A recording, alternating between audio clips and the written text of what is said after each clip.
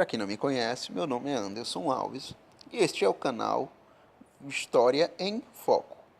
Para começar hoje, vamos falar sobre um tema que é pouco explicado em alguns aspectos culturais, morais e físicos em relação ao Império do Brasil. Deixando bem claro que o meu posicionamento é totalmente histórico e eu vou tentar retratar aqui de uma forma muito mais básica para que não fique uma coisa entediante.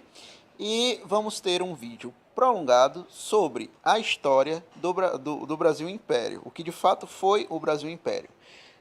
Para quem não sabe, a corte portuguesa que chegou aqui no Brasil em 1808, fugido das tropas napoleônicas, trouxeram junto também consigo Dom Pedro I, né, que é um nome bem extenso, eu não vou falar, então eu vou deixar só Pedrinho I. Então é o seguinte, com a corte de Portugal no Brasil, houve sim então digamos assim, um certo crescimento expansional aqui no Brasil em relação às diversas culturas que estavam sendo apresentadas aqui no Brasil na década de 1808, tá? Dom João VI, após sofrer várias críticas de Portugal por trazer a coroa portuguesa ao Brasil, o que consolidou numa revolta muito grande por parte dos portugueses a Dom João VI, pois para os portugueses o maior símbolo da política do seu país naquele tempo era a coroa, e a mesma tinha sido trazida ao Brasil junto com a família real.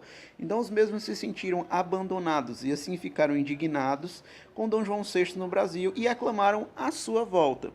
Quando Dom João VI viu que Napoleão Bonaparte já não era tanta ameaça quanto representava no início, ele decide assim então retornar a Portugal, a Lisboa, fazendo com que seu filho, Pedro I, ficasse como regente em 1821, como primeiro regente do Brasil. O que viria a ser o primeiro imperador do Brasil, se torna assim então regente do Brasil.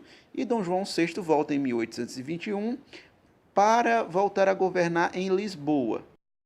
Tendo Pedro I ficado como regente do Brasil, começou a dar ouvidos à elite brasileira, que a todo custo tentava, de certa forma, a independência do Brasil. A elite brasileira se revoltou contra Portugal pelas altas taxas e impostos que a coroa portuguesa estava cobrando. Pedro I, cedendo às petições da elite brasileira, que a todo custo tentava a sua autonomia econômica nacional, fez com que houvesse uma Assembleia Constituinte, no qual colocava algumas sanções na coroa portuguesa, que logo exigiu o retorno do príncipe a Portugal. O mesmo recusou voltar a Portugal.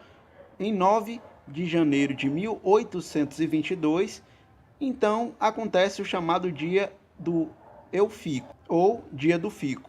Começava ali os primeiros padrões de uma independência, o que viria a ser a independência do Brasil.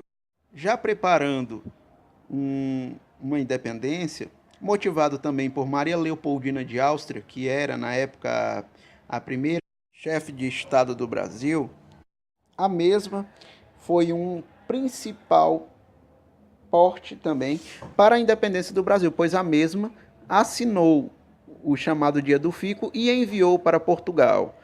O que foi interessante para o marco da história do Brasil, pois a primeira mulher que era chefe de Estado assinou tal papel. Não podendo se esquecer também de José Bonifácio, que foi um dos principais propulsores da independência do Brasil, a todo custo se negando a acatar as ordens de Portugal, e como conselheiro de Dom Pedro I, sempre o aconselhava a causar tal independência. Segue agora cenas do filme Independência ou Morte. O que aqueles imbecis estão pensando? Eles querem e terão a sua conta. Em forma! As cortes de Portugal querem nos escravizar. De hoje em diante, as nossas relações estão cortadas. Eu nada mais quero do governo de Lisboa. Nenhum laço nos une mais.